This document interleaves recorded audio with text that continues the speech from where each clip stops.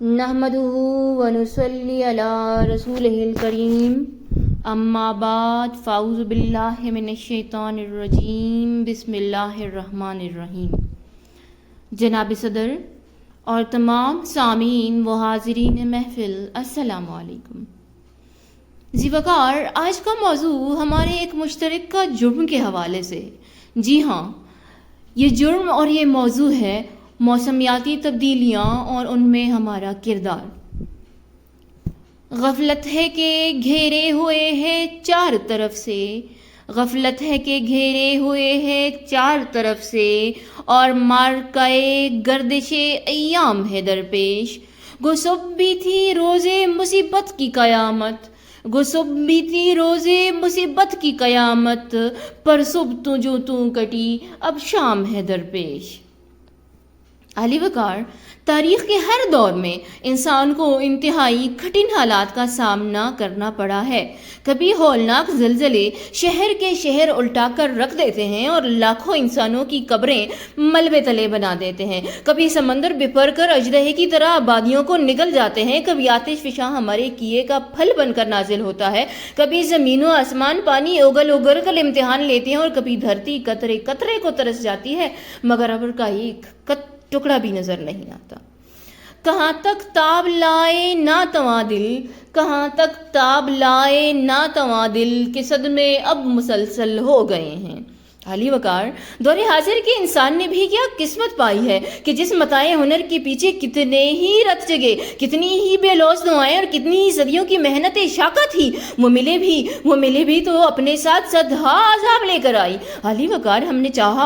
چاہا کہ انسان غاروں سے نکل کر عالی شان محلوں میں بسیرا کرے، درختوں کے پتوں کی بجائے ریشم و اطلس سے تن ڈھانکے، ٹھٹھرتی سردیوں میں سلگتی گیلی لکڑی کے دھوئیں میں آرام تلاش کرنے کے بجائے ہیٹر کی میٹھی حدت محسوس کرے، گرمیوں میں جھلس کر اور دم گھٹ کر مرنے کے بجائے ایک بٹن دبا کر سرما کی ٹھنڈک محسوس کر سکے، زبان کے اتنے ذائقے محسوس کر سکے کہ کوئی تشنگی باقی نہ رہے، طویل مسافت گھوڑی کی پیٹھ پر کاٹنے کے بجائے آنن فانن جہازوں میں طے کر سکے، بیمار پڑے تو شفا یابی کے ہزارہا وسیلے میسر ہوں، خوراک اور پانی کا اتنا ذخیرہ ہو کہ وہ کبھی نہ بھوکا سوئے اور نہ کبھی اس کی کھیتی پیاسی ہو۔ مگر علی وقار، کیا کیجئے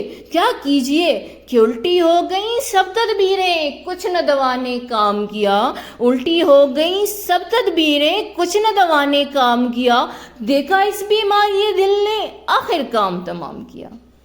ذی وقار، عالی شان محل کو سیلاب بہا کر لے گیا، زبان کے ذائقوں سے انواع اقسام کے امراض نے محروم کر دیا، شفا یابی کے ہزارہا وسیلے اپنے ساتھ اور ہزارہا امراض کو باندھ لائے، گرمی اور سردی میں آرام کا جتنا سامان میسر آتا گیا اتنی ہی ان دونوں کی شدت بھی بڑھتی گئی۔ ریشم و اطلس تو ملے مگر ان سے تن ڈھانکنے کی مہلت نہ رہی، اور نسل انسانی وہ مردے بیمار بڑھ گئی کہ جس کے چھلچلاؤ کے دن ہیں، کفن کا بندوبست بھی ہو چکا ہے اور دفن کا بھی، کہ اب مہو سال کی مہلت نہیں ملنے والی، اب مہو سال کی مہلت نہیں ملنے والی، آ چکے اب تو شب و روز عذابوں والے۔ علی وقار، رزق بڑھانے کے چکر میں انسان نے دنیا سے اپنا دانہ پانی اٹھانے کا مکمل بندوبست کر لیا، پانی کا وہ ذخیرہ جو اس نے کھیتی کو سیراب کرنے کے واسطے بچا کر رکھا تھا، اس کی کھیتی ہی بہا لے گیا۔ بستیوں کے چاند تارے پانیوں میں بہہ گئے، بستیوں کے چاند تارے پانیوں میں بہہ گئے، زندگی کے خواب سارے پانیوں میں بہہ گئے۔ علی وقار، انسان کی فہم و فراست نے اس کے منہ پہ ایسا تمانچہ مارا ہے کہ مرتے دم تک بلبلاتا رہے گا۔ اپنی فہم و فراست کے بلبوتے پر زمین کو جنت بنانے اور آسمان کی بلندیوں کو تسخیر کرنے کا خواب بالآخر زلزلے، قحط، سیلاب، آتش زدگی، تابکاری اور جنگ و جدل پر منتج ہوا اور اپنی بقا کے بھی لالے پڑ گئے۔ علی وقار، یہ خواب تو انسان کا تھا، مگر اس کی تعبیر روئے زمین کی ہر مخلوق نے جھیلی ہے۔ کچھ مخلوقات مٹ گئی ہیں، کچھ مٹنے والی ہیں، مگر اس کہانی کا مرکزی کردار ابھی بھی نہ تو اعتراف جرم کر پا رہا ہے اور نہ ہی کہانی کو بدترین انجام تک پہنچانے میں کوئی کسر چھوڑ رہا ہے۔ لیکن ستم تو یہ ہے کہ ماحولیاتی اور موسمیاتی تبدیلیوں کا رونا بھی ان کا تخلیق کار گروہ ہی سب سے زیادہ رو رہا ہے۔ پسپا ہوئی سپاہ تو پرچم بھی ہم ہی تھے، پسپا ہوئی سپاہ تو پرچم بھی ہم ہی تھے، حیرت کی بات یہ ہے کہ پر ہم بھی ہم ہی تھے۔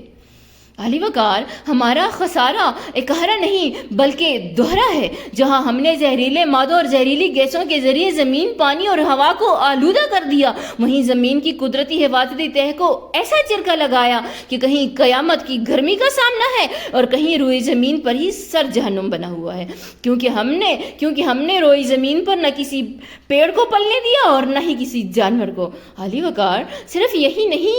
یہی نہیں بلکہ ترقی اور ترقی کی خواہش نے انسان کو ذہنی اور اخلاقی پستی کی اتاہ گہرائیوں میں دھکیل دیا ہے، اور اب اس خود غرض، بے حس، مفاد پرست، خود پرست، بے رحم اور مادیت پرست انسان پر صرف انسانیت کا ملمہ ہی رہ گیا ہے، جبکہ اصل میں وہ کھوکھلا اور زنگالود ہے۔ علی وقار، انسانیت سے آری انسان اب مہلک ہتھیار بنانے اور توسیع زر میں جتا ہوا ہے۔ اسے بھوک اور پیاس سے بلکتے اپنے قریب المرگ ہم جنس ایک تماشا اور ڈرامہ ہی نظر آتے ہیں، اور اس کی اس سنگ دلی کی داستانیں کبھی سوانح عمریوں کی زینت بنتی ہیں اور کبھی اخبارات اور رسائل میں تڑکے لگاتی ہیں، جو کبھی بنگال کے راہیل خونڈکر کی شکل میں ہوتی ہیں اور کبھی افریقہ کے کیون کارٹر کی شکل میں۔ یہاں تک کہ شاعر کو یہ کہنا پڑتا ہے کہ یہ شہر سحر زدہ ہے صدا کسی کی نہیں، یہ شہر سحر زدہ ہے صدا کسی کی نہیں، یہاں اپنے لیے بھی دعا کسی کی نہیں۔ میں آج ضد پہ اگر ہوں تو یہ گمان نہ ہو، میں آج ضد پہ اگر ہوں تو یہ گمان نہ ہو، چراغ سب کے بجھیں گے، ہوا کسی کی نہیں۔ مگر وائے حضرت انسان کی غفلت کہ اب بھی ہوش کے ناخن نہیں لے رہا، غفلت کی چادر اوڑے کسی راہگیر کی طرح بس تماشا دیکھ رہا ہے، شعلے بجھانے کی بجائے ان کی اونچائی ناپ رہا ہے، یا شاید یہ کہنا زیادہ مناسب ہوگا کہ شعلوں پر تیل چھڑکے جا رہا ہے اور اپنے انجام سے آنکھیں بند کیے اس شعر کی عملی تفسیر بنا بیٹھا ہے۔ کہنے لگے کہ ہم کو تباہی کا غم نہیں، کہنے لگے کہ ہم کو تباہی کا غم نہیں، میں نے کہا کہ وجہ تباہی یہی تو ہے، ہم لوگ ہیں عذاب الہی سے بے خبر، ہم لوگ ہیں عذاب الہی سے بے خبر، اے بے خبر عذاب الہی یہی تو ہے۔ والسلام۔